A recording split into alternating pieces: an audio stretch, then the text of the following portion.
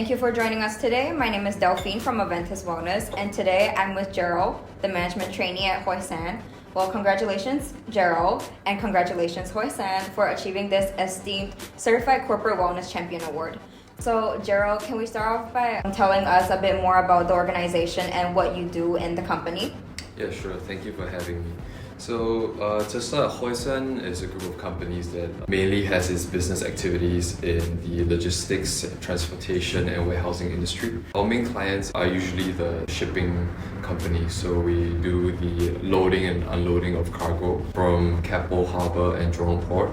And we do domestic transportation using our prime movers. And we also do a little bit of storage with our 2 to 3 warehousing sites that we have.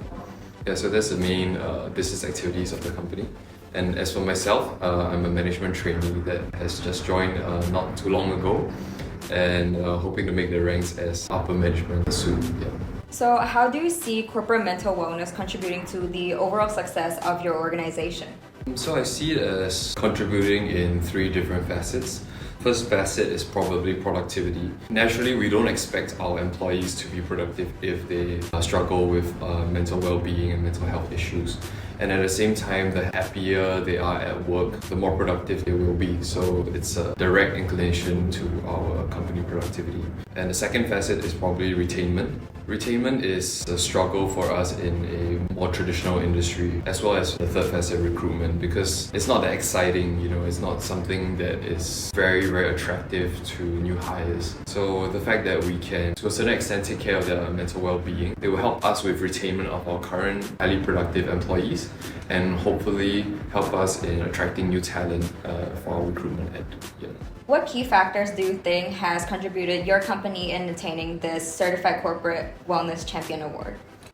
Alright, so actually this process has been a big learning process for our company because it's something that we might not have placed as much importance as before. So we've started a few initiatives. So in line with government guidelines and policies, we have implemented a procedure for our employees to apply for a flexible work from home arrangement subject to approval. So this should cater to those who have special requirements that come up from time to time, for example, kids being sick and things like that.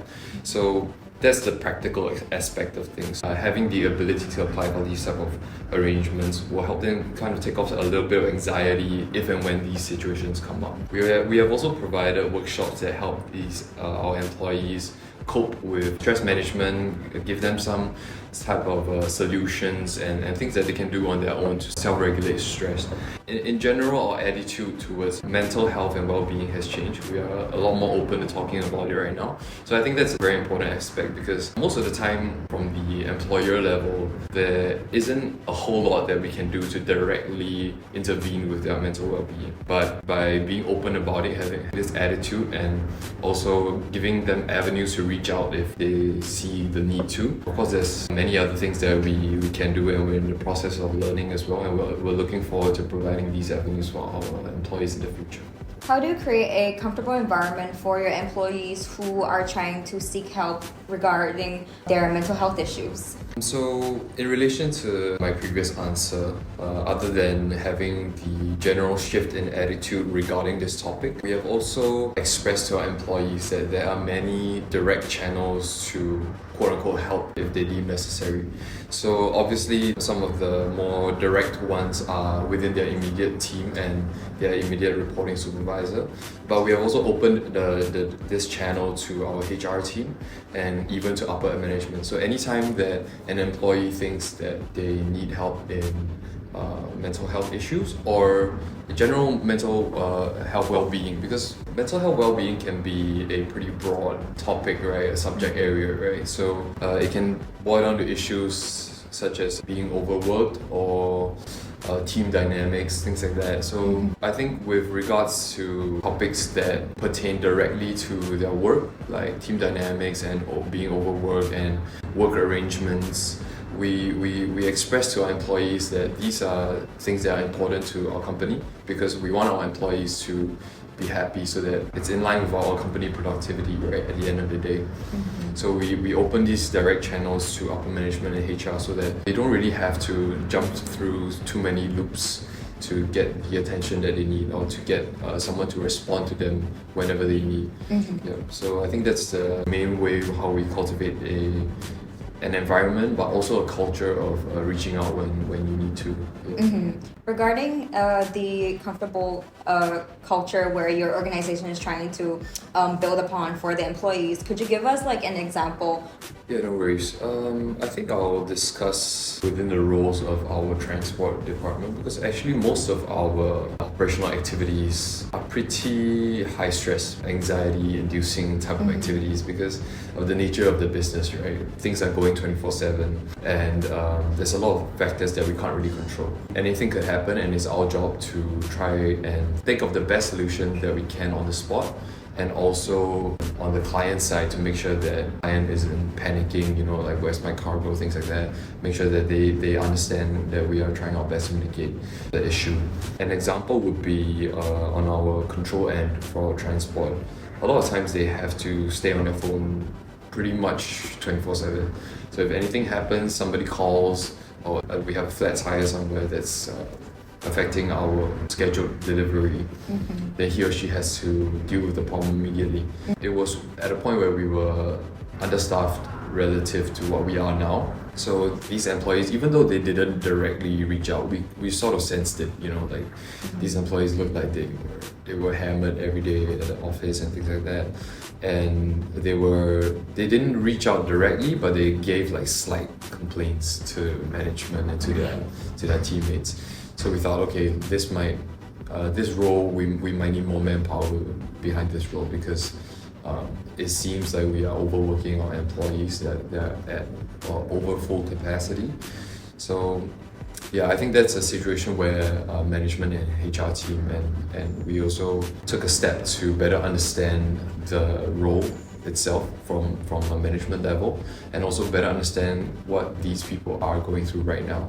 And we ultimately made the decision of expanding that team for that role specifically, so that we distribute the work a little bit more evenly. So at the end of our sort of mitigating solutions, what we had was that even though technically these people will still have to be on standby 24/7, sort of, but because there's less clients that these people have to deal with each individually, so it's a lot less likely that they'll get called up in the middle of the night and disturb their rest, or disturb their personal time, things like that. I'm glad to say that we managed to strike a balance in terms of having extra expenditure to hire extra manpower, but also finding ways to make sure these new hires are also productive for the company as well. Yeah. What are some impacts that your mental initiatives had on your employees' productivity and engagement? I think in the productivity aspect, we saw some things that we were pleasantly surprised at, because we realized that once we started these measures or implemented these policies that targeted their mental well-being, that as their general stress levels and anxiety levels went down, even though they didn't increase the output, the volume of the output, but the quality of work was better because they're less stressed. It's less of a anxious environment that they're working in, and they're less likely to make mistakes that they would have in the past in a more high-stress environment. So that has helped our firm quite a bit, because we deal with a lot of customer-facing roles where we actually have to be the one to relieve our clients' anxiety. It has helped with the quality of work for sure. Engagement in terms of team dynamics have improved, because people are in general more happy at work. So it helps the morale, it helps the general atmosphere at work. Everybody's not so scared, not stepping on each other's toes and thinking like, oh, who's gonna make the next mistake or things like that. People are just generally more helpful with each other and trying to accomplish our business goals together as a team. Yes. Can you discuss some key benefits of being certified as having the Certified Corporate Wellness Champion Award? Yeah, sure. So I think internally it signals to our employees that we're taking this aspect of business operations and HR management seriously. So I think that's in general, I would say a good attitude to have towards this, because we're taking this seriously and not just saying it. We're putting our words into actions, right? And I would say it's also good to recognize our HR team who has put in the work to make this happen and started the company on this process of being more aware and helping our employees and our business in this aspect. And externally, I think having this certificate gives us the recognition of we feel that we deserve in terms of mental well-being and mental health wellness, because I think it will help, especially in recruitment, right? So potential employees who seek this aspect of the business when they're looking at job opportunities and things like that, I think that will be really helpful for us. In general, I think it's a milestone for our firm, taking the first step in this learning process.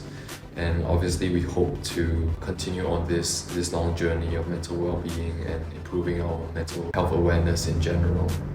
What is your organization's long-term goals in having and prioritizing mental wellness? And how do you foresee this award in enhancing your organization to attract, let's say, future top talents? I think the first aspect is communication, because even though we have expressed the attitude that this is something that it's nothing to be ashamed about, if and when an issue regarding this topic arises, but we still recognize that it's a process, right? It's very difficult to change people's mindsets overnight.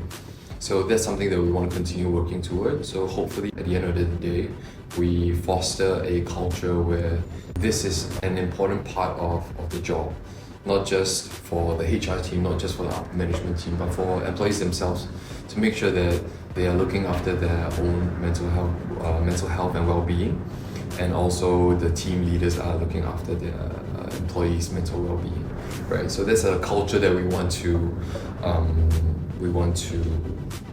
enable, we want to achieve in the future. So how do you plan to celebrate this achievement, and do you have any upcoming events where you can celebrate it with your employees, your customers, or any other clients? We're very happy that we got this award in recognition of our HR team's hard work. And so internally, we'll definitely make an announcement and let everybody know, let the whole world know that we have this award now. And I think it's coming at a very convenient time, because we're moving to a new location, a new office. So I think that's a perfect time to announce it to the entire company, but they're going to be there for the opening of the new office. And in terms of sharing it with external shareholders, I think it's something that we are really proud of, because it's an indication that we care for our employees, right? So for our staff, it's in my opinion, is the most important, because it also signals to the staff that this is the start of a new culture that we're trying to embody. We're trying to this is the direction that we're going for. That's the end of our interview. My name is Delphine from Aventis Wellness, and thank you very much, Gerald, the management trainee from Hoysan. And so, Gerald, do you have any last thoughts that you would like to express? Yeah, thanks for having me again, and I would like to express our gratitude to Aventis for facilitating this learning process and help us kickstart the start of this, what we hope to be a long journey ahead towards holistic mental well-being and mental health in general. Yeah, I look forward to seeing you guys again at the gala lunch, and once again, thank you. Thank you very much, Gerald. Thank you very much for watching, and we will see you guys on the 26th of July for the gala lunch.